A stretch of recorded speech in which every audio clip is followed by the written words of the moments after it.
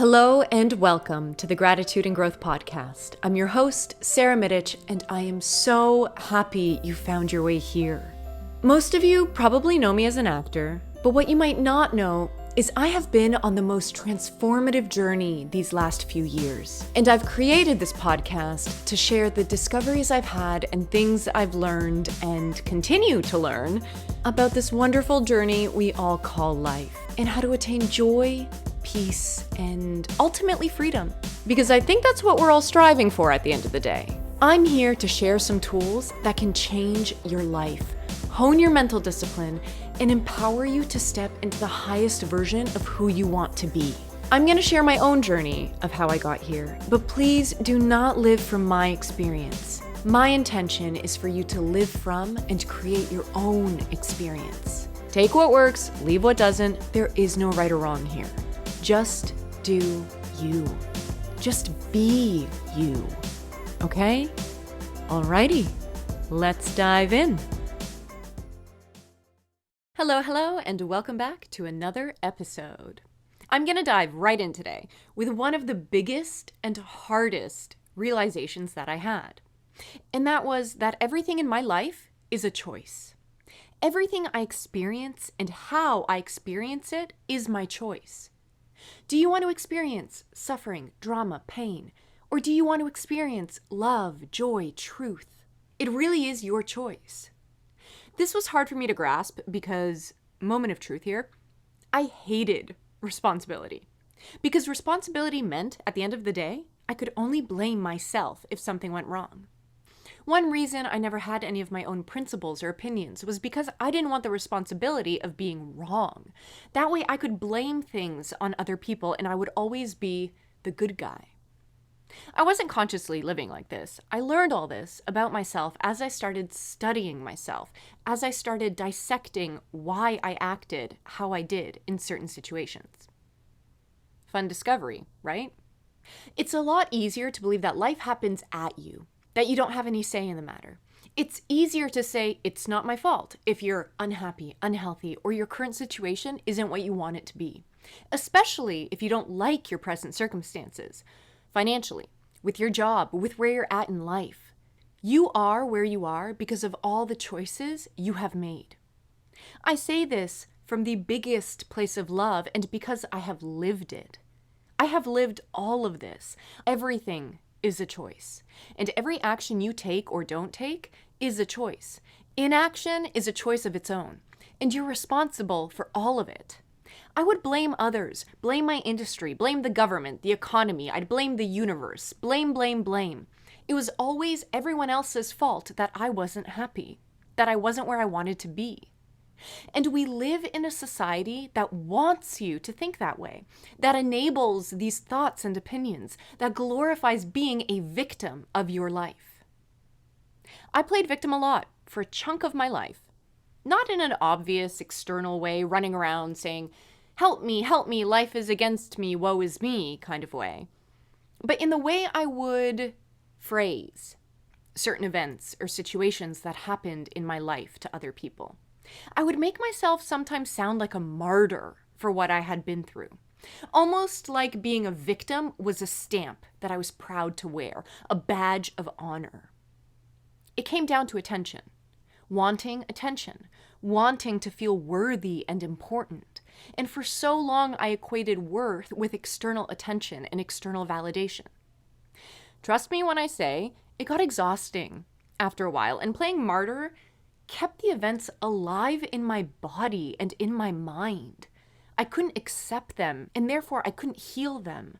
I couldn't let them go. Playing martyr keeps everything fresh, whether you're aware of that or not. Yes, honor the emotions. Talk stuff out in a way that is conducive to you to accept it and to heal it. But don't keep it alive by glorifying it all the time for years afterward. And like so many of us, I was so addicted to drama. I really was. I loved it. I relished in it. Even when I hated it, I loved it. You know what I mean? I, of course, would never have admitted that to anyone or to myself. I always told myself I wanted it easy, but part of me would crave it in relationships, in events, in my life, because it's like Then I would have something to talk about. I would have something to say I lived through. It's almost as if the drama and the stress gave me some kind of purpose in my life.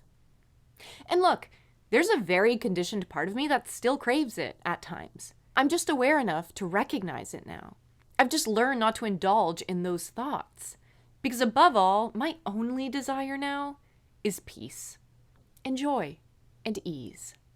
So I chuckle gently at those thoughts when they pop up and choose to go in a different direction. Thoughts are just thoughts after all, and you can change them. Not all thoughts need to be valued and the same. You get to decide what thoughts you want to follow and which you don't. It is all up to you. Not anyone else, not even your mind. Okay, let me explain how I actually use this idea that everything is a choice on a day-to-day. I believe that all human actions come from one of two motivators, fear or love. I say fear or love. Some may resonate more with negative or positive. Don't get caught up in the words. Choose what works for you. Fear can manifest as jealousy, gossip, anxiety, doubt, insulting others, judgment, criticism of yourself or criticism of others, comparison, and so on. Fear is anything that constricts, that is driven by scarcity mindset, which is there's not enough to go around for everyone. Fear comes when we feel we need to prove something. Fear is anything we do because we are afraid of losing something or losing someone, or because we want to cling to something or cling to someone. Love opens. Love expands. Love nourishes. Love lets go. It doesn't suffocate. Choices made from love excite us, spark creation, ignite our passion, inspire positivity, motivation. Choices made from love are usually, but not always, done with an open heart. And here's the thing. We are always presented with both options in a situation, and it is our choice which route we take. From the small things to the big things, the choice is always there if you're willing to just see it. It's also our choice how a situation affects us and how we show up in that situation. It's our choice how we react in tough times. It's our choice if we choose love or we choose fear in each moment that comes at us in life. Let me give you some examples from the small things to the big things. Most of these I have lived through, and I've chosen both at times, just for the record. This isn't about what is right and what is wrong. This is me showing you the choices, the options that you have. You get cut off in traffic. You have two options. Lose it on the person, honk your horn, yell at them, or let it go. Even if you're having a bad day and you're at your wit's end, you still have a choice. Choosing fear to me is losing it on them. Choosing love is letting go and maybe even wishing them well on their journey. After all, you have no idea what they may be going through right now. You don't know why they are driving like a maniac. Next, you show up at the airport, it's 6 a.m., you haven't had coffee yet, and suddenly you find yourself in a surprisingly long line at security. And to add to it, a group is cutting through the line because they are potentially going to miss their flight. You have a choice. Are you going to let this long line get to you? Are you going to be rude to the security personnel because you are inconvenienced and they are letting this group of 5 butt ahead everyone and it delays your coffee another 10 minutes? Are you going to silently or vocally seethe at the group trying to get through? Or are you going to let it go and wish them well because they all look super stressed and be grateful that you are running on time and will get the chance to enjoy that coffee sip for sip in bliss and comfort? Your friend cancels on you last minute for a hang and you turn down other plans to do it. You have two choices here. Be resentful, hold it against them, and passively aggressively make them feel bad, or simply accept it and move on however you can, even if it means a Friday night alone. You're at Starbucks and the barista completely messes up your order. Again, you have options. Are you going to think they are less than for not being able to handle the most basic things, or even potentially rudely let them know they made a mistake? Or are you going to offer compassion and politely ask them for a new one, even if you're running late, even if you're grumpy or moody or having a bad day? Your partner forgets your anniversary because they have been swamped at work. Do you get angry and make them feel bad? Or do you maybe make it something for the two of you as a surprise and offer forgiveness and understanding? Some bigger things. You are offered two different jobs. One pays you a lot of money, but you have no desire for the actual work. The other job pays you less, but it inspires you. It drives your creativity and passion. For me, choosing fear in this moment is choosing the job that pays more just for the money. And choosing love is choosing the one that excites your soul.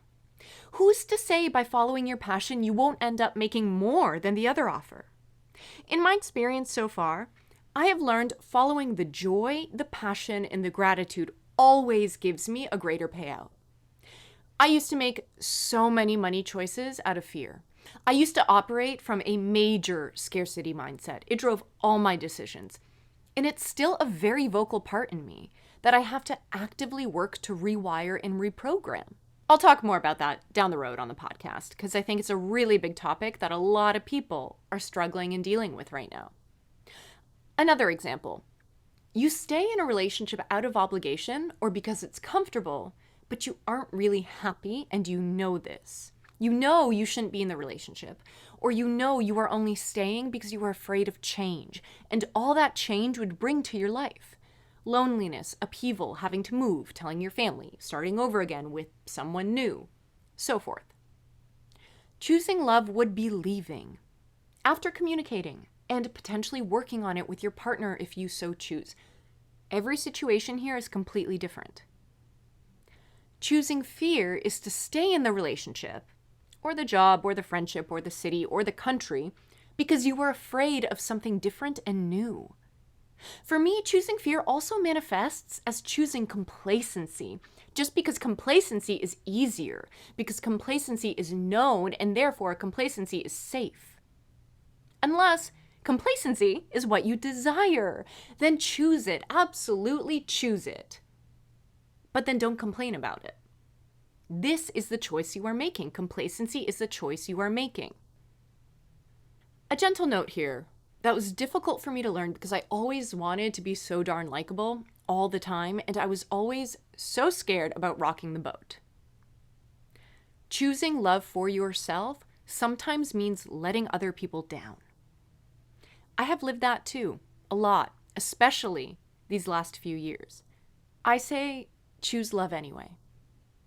This might show up as putting up a boundary with someone dear to you. It might mean leaving a job others think is so right for you, but brings you no joy or purpose or fulfillment. It means stepping back from a friendship or relationship because it really isn't serving you. But in stepping back, step back with love and with respect for the other individual, not with resentment, bitterness, and ill wishes. I know I hurt people by choosing love for myself. I know I did.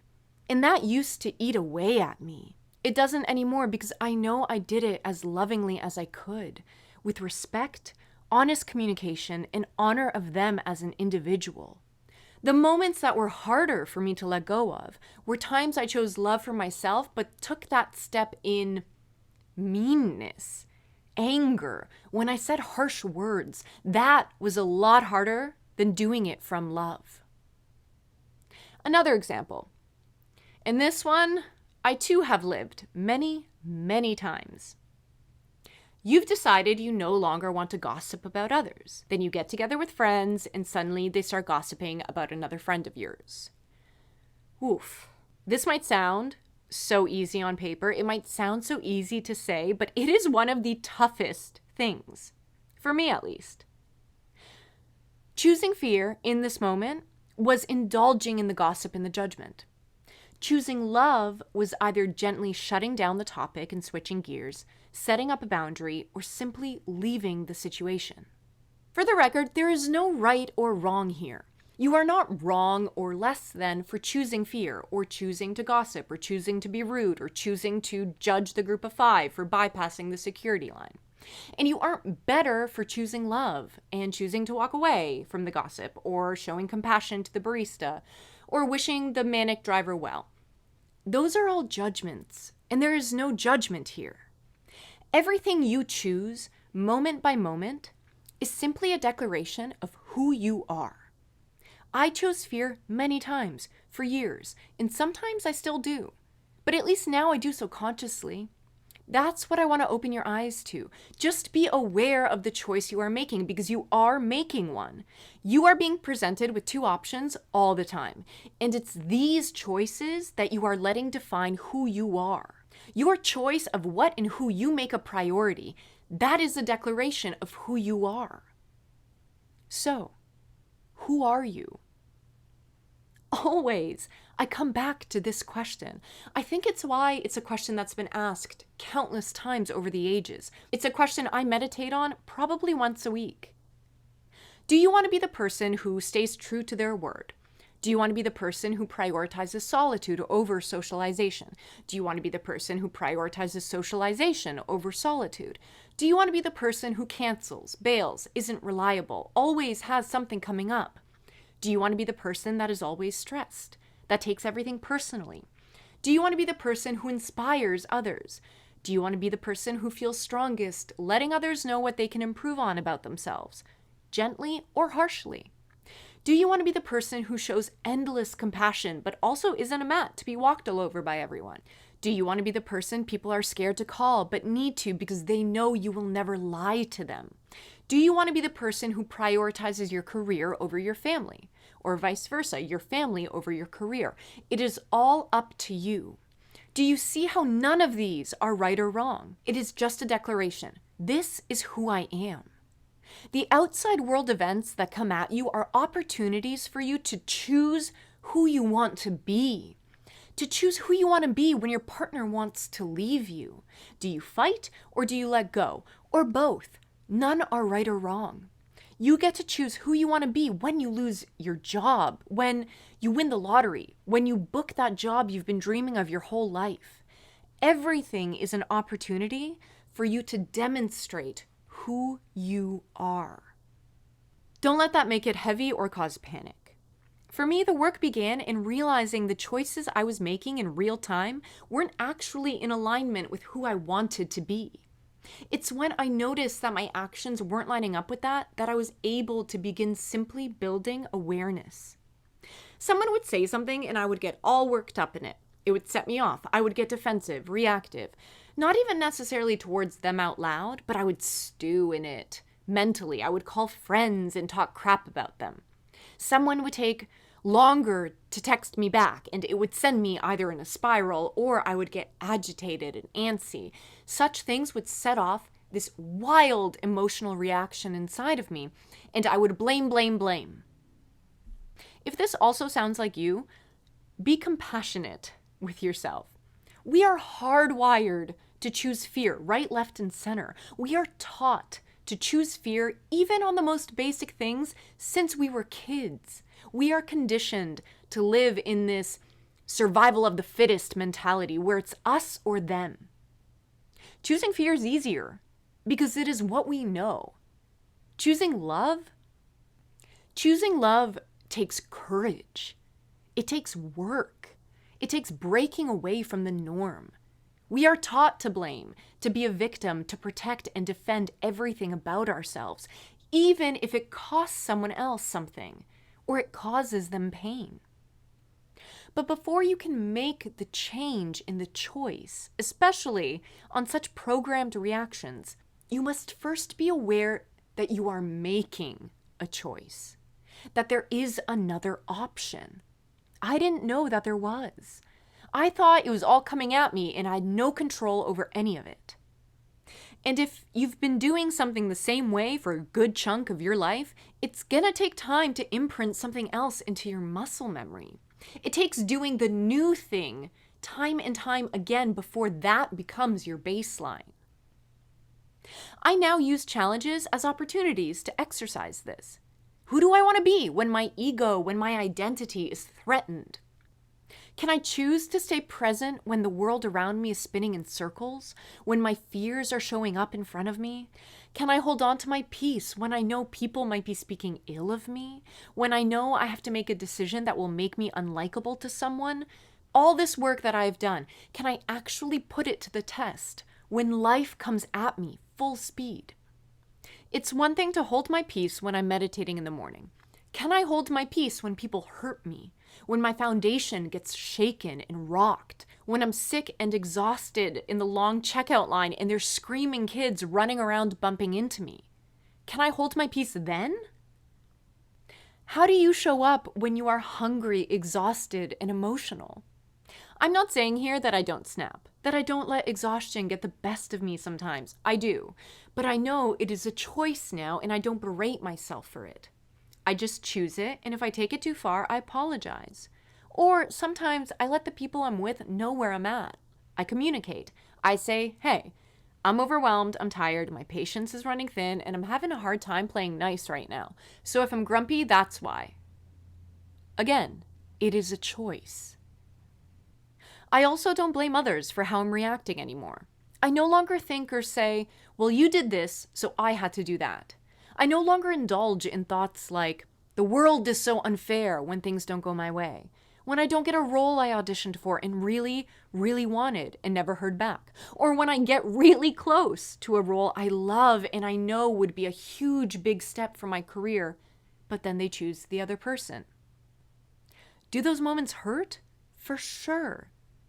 But I have two choices, fear or love, spiraling into negativity and getting angry and bitter and resentful, playing victim, thinking, how could they? They wasted my time and got my hopes up. Or accepting it, honoring the hurt, mourning the loss, and eventually letting go and moving on. Taking responsibility for how you're showing up in your life is also wildly freeing.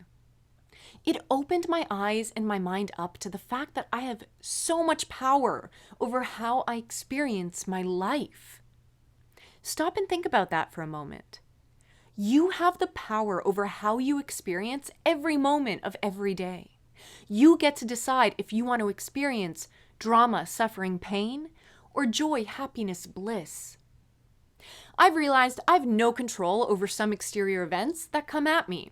But I have all the control in the world in how I face them, in how I react to them and within them, who I show up as when they come, how I treat people when I get thrown off, how I treat myself when I get thrown off. I get to decide if I'm going to continue toxic habits in moments of trial, or if I get to use the tools I've learned to move through those moments with grace and honor. Do I reach for the bottle of wine, or do I grab my journal and do the work? Isn't that empowering? To know that a delayed flight has nothing on you, that a traffic jam doesn't have to be brutal, even if it delays you an hour and you miss half of a meeting? That if somebody leaves you, you have the power to choose to be okay? That if you experience loss or grief, that you have the choice how long it'll take you to accept and to heal? There is power in that for me. So I continue taking full responsibility for what is going on in my life. I continue choosing feeling powerful. And I continue choosing love wherever and whenever I can.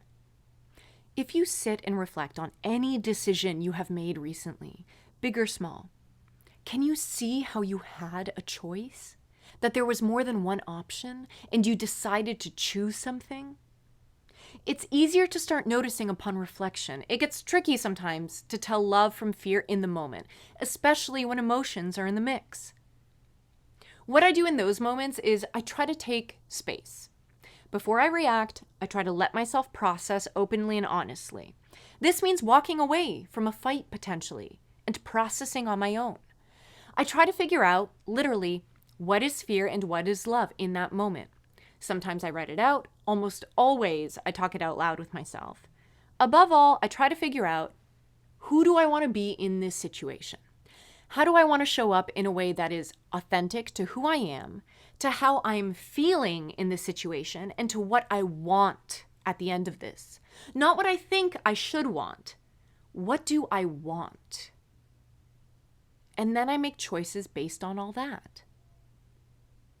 So if you're sitting there unhappy, unfulfilled, worried about money, whatever it is, I'm here to empower you that you have a choice. If you're stuck playing victim right now in some vicious loop, empower yourself. Decide to make a different choice. Decide to get up and make a change. Stop giving your power over to whoever and whatever you are blaming. Don't you see? By blaming someone else, you give them your power. Or continue as you are. It is your choice. But then don't complain about it. Sitting there complaining about it all over and over again will not make a difference. In fact, it's only going to contribute to the situation you're in because your thoughts, your words, your actions create. And therefore, if you're complaining about something, you will only create more things in your life to complain about. That is choosing fear. And I know because I have been there. Your happiness is your own choice and your own responsibility. No one else's. The miracle is you can choose differently. Right now in this moment, you can choose differently. You can wake up tomorrow and change who you are and who you want to be. Reclaim your power. Reclaim your responsibility. Responsibility is freedom. Let everything you decide to do, let every choice you make in this world be a true and honest declaration of who you are, moment by moment. And if you don't like who you were today, choose differently tomorrow. That is always available to you. Don't get stuck in something because you think that you don't have another option, because you do. You just have to choose it. Okay, I'm going to wrap it up here with, as always, my ending prompt of gratitude. And something that's coming to me right now goes off of what we just talked about a little bit ago. Can you remember a time that you had to make a choice for your greater good? Whether it was something easy or something tough, whether it cost you nothing or it cost you something dear, but you knew you had to do it. We so often forget to have gratitude for ourselves, for some difficult choices that we have to make in life. So can you hold on to whatever that choice was for you? Can you hold it in your heart and feel genuine gratitude for yourself for making that choice? And can you say thank you and really mean it? Alrighty. Thank you so much for making the choice to tune in today. Thank you for doing the work on yourself. Thank yourself for doing the work on yourself. Until next time, much love and bye for now. Thanks so much for checking out today's episode. If you resonated with what you heard, hit that subscribe button and maybe send it to someone who you think might need to hear today's message. If you want to stay up to date and connect with us on the socials, our Instagram handle is @GratitudeGrowthPodcast. Until next time, stay grateful and keep growing.